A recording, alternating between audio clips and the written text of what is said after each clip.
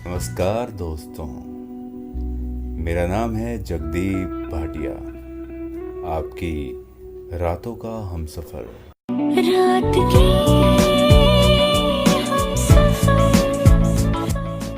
दोस्तों, पिछले भाग में आपने सुना कि रांझा अपना निर्णय बना चुका था तख्त हजारा छोड़ने का।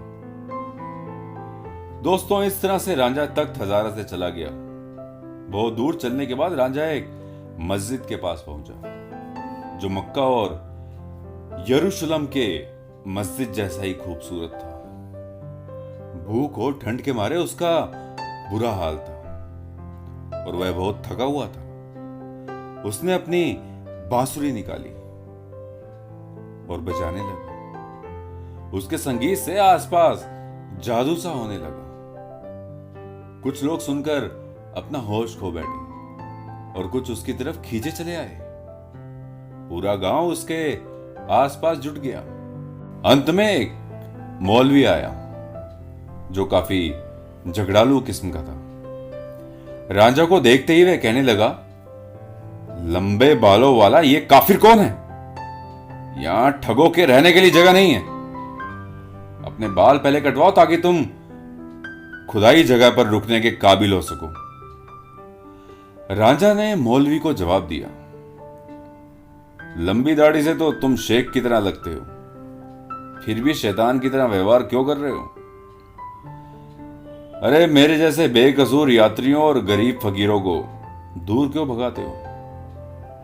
तुम कुरान अपने सामने रखते हो, फिर भी तुम्हारे मन में इतना भेदभाव भरा है। तुम गांव की महिलाओं को गलत राह दिखाते हो। अरे तुम तो गायों के बीच में एक सांड के जैसे हो। मौलवी ने पलटकर जवाब दिया, मस्जिद खुदा का घर है और तुम्हारे जैसे शैतान को इसमें रहने का कोई हक नहीं है। तुम नमाज अता नहीं करते, लंबे बाल और मूछें रखते हो। ऐसे आदमी को तो हम पीट पीट कर भगाते हैं। कुत्तों और तुम्हारे जैसे भिखमंगों को तो चाबुक से मारा जाना चाहिए। रांझा ने मौलवी से कहा, खुदा तुम्हारे गुनाह को माफ करे। ए अक्लमंद इंसान, ये बताओ कि शुद्ध क्या है और अशुद्ध क्या, गलत क्या है और सही क्या, नमाज किन चीजों से बनता है, यह कैसे अदा किया जाता है और यह किसके लिए शुरू हुआ था?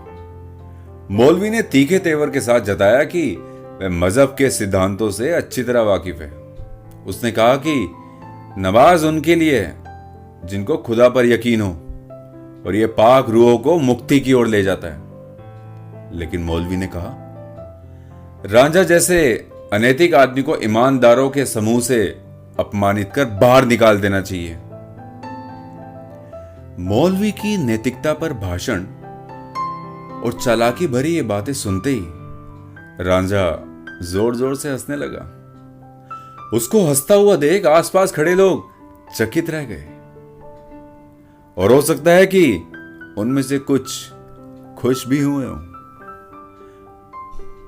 रांझा को ऐसा देख मौलवी गुस्से से लाल हो गया।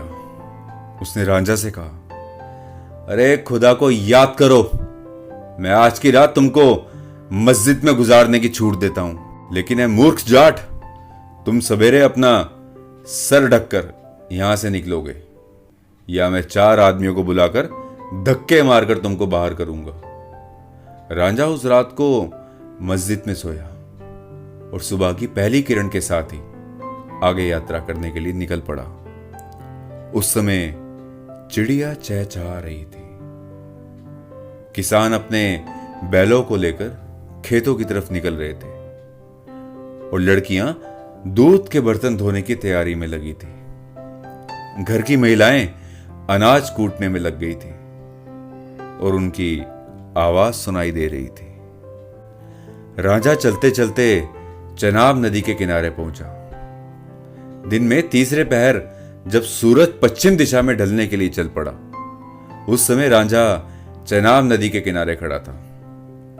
वहां कई और यात्री जमा थे जो नदी पार करवाने वाले माझी लड्डून का इंतजार कर रहे थे। रांझा ने माजी से कहा, ए दोस्त, खुदा के लिए मुझे नदी पार करा दो। माजी अपने तौंद पर हाथ फेरते हुए हंसने लगा और मजाक उड़ाते हुए बोला, खुदा का प्यार हमारे लिए कोई मायने नहीं रखता, हम तो पैसे के लिए नदी में नाव चलाते हैं दोस्त। रांझा उससे गुजारिश करते हुए बोला, मैं एक जरूरी यात्रा पर निकला हूं और मंजिल तक पहुंचना बहुत जरूरी है मेरा। मैं तुम्हारी नाव की पतवार चलाऊंगा, मुझे ले चलो। माजी ने जवाब दिया, अपने खुदा से कहो कि वह तुम्हारे पैसे चुका दे। जो पैसे देता है बस उन्हीं को मैं उस पार ले जाता हूं, चाहे वह चोर हो या डाकू। लेकिन भिखारियों और फकीरों को, जो बैठे बैठे कुत्तों की तरह रोटी तोड़ते हैं, उनको भगा देता हूं। जो जबरदस्ती नाव पर चढ़ने की कोशिश करता है उसे हम नदी में फेंक देते हैं, चाहे वह पीर का बेटा वारिस ही क्यों ना हो। बिना कुछ लिए हम नदी पार नहीं कराते। आखिरकार रांझा माजी की बातों को सुनकर परेशान सा हो गया और कोने में जाकर बैठ गया।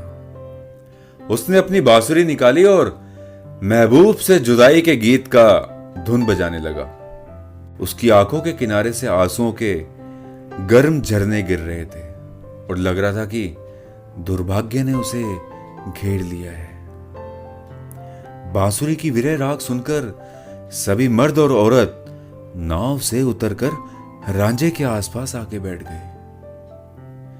माजी की दो बीवियां रांझे के पांवों को दबाकर सेवा करने लगी।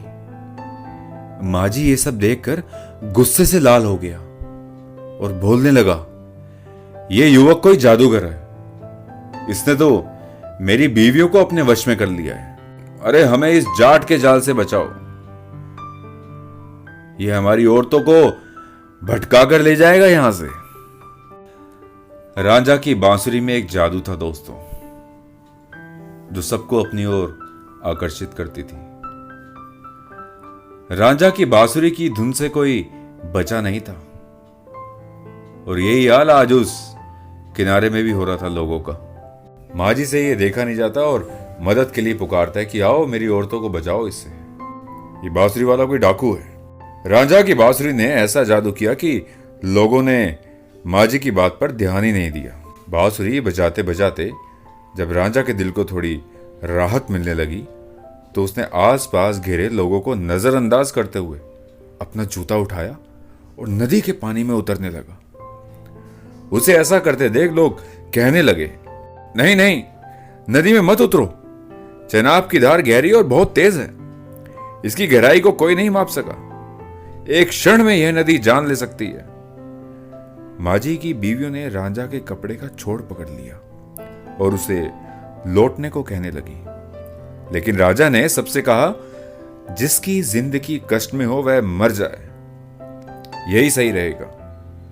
वे खुश नसीब हैं जिनसे उनका घर बार नहीं छूटता। अरे मेरे तो माँ बाप ही नहीं रहे तो भाइयों ने मुझे दुख देकर घर से निकाल दिया। रांझा ने अपने कपड़ों को सर पर रख लिया और अपनी आत्मा को मजबूत करते हुए नदियों के खुदा का नाम लिया और पानी में चलने लगा। लोग उसकी तरफ दौड़े और उसे पकड़कर वापस ले गए। लोग उसे जोर जोर से कहने लगे, भाई मत जाओ, निश्चित रूप से तुम इस नदी में डूब जाओगे, मत जाओ, हम तुमको अपने कंधों पर ले चलेंगे, हम तुम्हारे सेवक हैं और तुम हम सबके प्यारे हो। रांझा की बाहों को उन लोगों ने पकड़ा और खींचकर नाव पर लाया। सबने रांझा को हीर की गद्दी पर बिठा दिया। रांझा गद्दी की खूबसूरती देखकर इसके बारे में उनसे पूछने लगा तो लोगों ने बताया कि यह एक बेहद खूबसूरत लड़की की गद्दी है, वो इस पर बैठती है।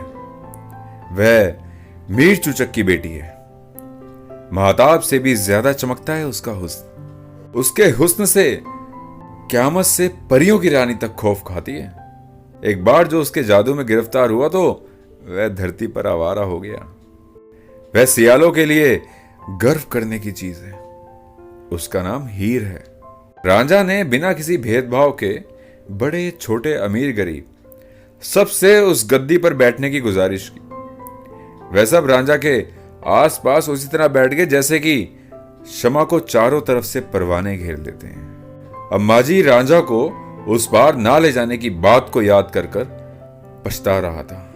वह कहने लगा, मुझे डर लगने लगा था कि कहीं ये डाकू बांसुरी के जादू से मेरी बीवी को लूट कर ना ले जाए। नाव पर लोग रांझा से उसकी जिंदगी के बारे में पूछने लगे। कहां से आए हो? घर क्यों छोड़ दिया? अरे तुम तो बड़े कमजोर दिख रहे हो। क्या किसी ने तुमको कुछ खाने पीने को नहीं दिया?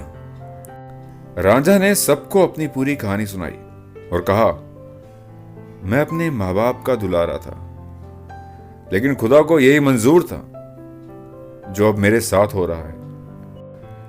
नाव के उस पार जाने के बाद लोग गांव गांव जाकर रांझा का किस्सा सुनाने लगे। उसकी बांसुरी के जादू के बारे में सबको बताने लगे।